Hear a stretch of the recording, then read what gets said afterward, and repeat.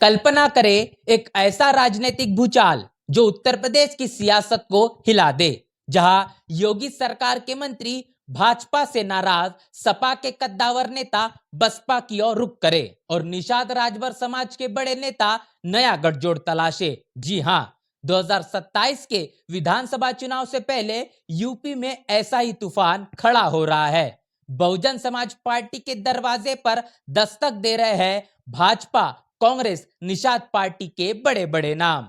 अक्टूबर के दूसरे हफ्ते में मान्यवर श्री कांशीराम साहब के स्मारक स्थल में होने वाली रैली बसपा की ताकत का नया अध्याय लिख सकती है। आजम खान का परिवार, ओम प्रकाश राजभर, संजय निषाद, नसीमुद्दीन सिद्दीकी, ये नाम सिर्फ चर्चा नहीं बल्कि एक बड़े बदलाव की सुगबुगाहट है। क्या बहन मायावती फिर से दलित मुस्लिम ओबीसी का पुराना गठजोड़ खड़ा करेंगी? सबसे बड़ा नाम जो सुर्खियों में छाया है वो है समाजवादी पार्टी के दिग्गज आजम खान और उनका परिवार। आजम खान जो कभी सपा के मुस्लिम चेहरा थे, रामपुर से 10 बार विधायक बने और मुलायम सिंह यादव के करीबी रहे, लेकिन हाल के वर्षों में जेल की सलाखों ने उनकी पकड़ ढीली कर दी।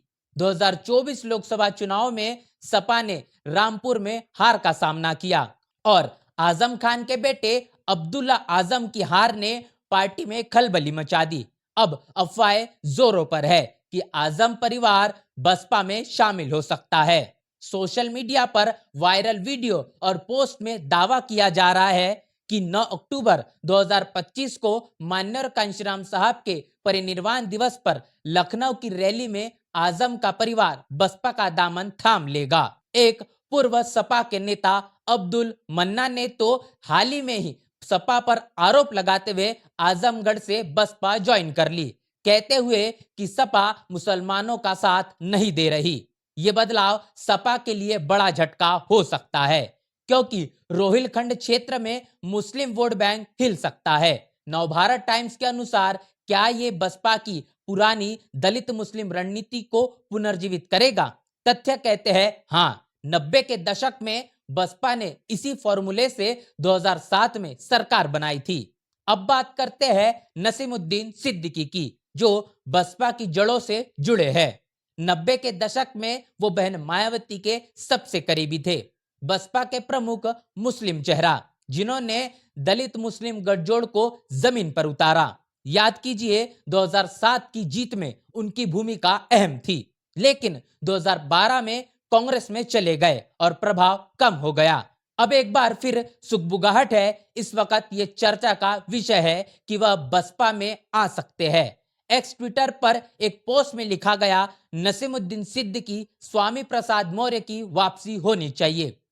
यूपी का 2027 विधानसभा चुनाव बसपा के लिए काफी अहमियत रखता है। यह सिर्फ व्यक्तिगत नहीं, रणनीतिक कदम है। अगर नसीमुद्दीन जैसे चेहरे लौटे तो पूर्वांचल और रोहिलखंड में बसपा का वोट शेयर 10 से 15% बढ़ सकता है। संदर्भ के लिए 2022 विधानसभा में बसपा का वोट शेयर 13% था, जो 2024 में गिरकर 9% रह गया। ये वापसी बसपा को मुस्लिम बहुल सीटों पर मजबूत करेगी। अब बात करते हैं योगी कैबिनेट के उन मंत्रियों पर जिनकी नाराजगी खुली किताब बन गई है। नवभारत टाइम्स के अनुसार सबसे पहले ओम प्रकाश राजभर, सुहेलदेव भारतीय समाज पार्टी के संस्थापक। राजभर समुदाय 3 से 4% वोटर, जो पूर्वांचल में निर्णायक है। गाजीपुर, बलिया, आजमगढ़ में 17% तक। 2017 में भाजपा के साथ थे, 2019 में अलग हो गए और 2022 में फिर लौटे, लेकिन अब उनकी ताकत कमजोर पड़ रही है। हाल ही में सुल्तानपुर में भाजपा के जिलाध्यक्ष के पति को अपनी पार्टी में शामिल करने की तैयारी कर रहे हैं। ये सेंधमारी का संकेत।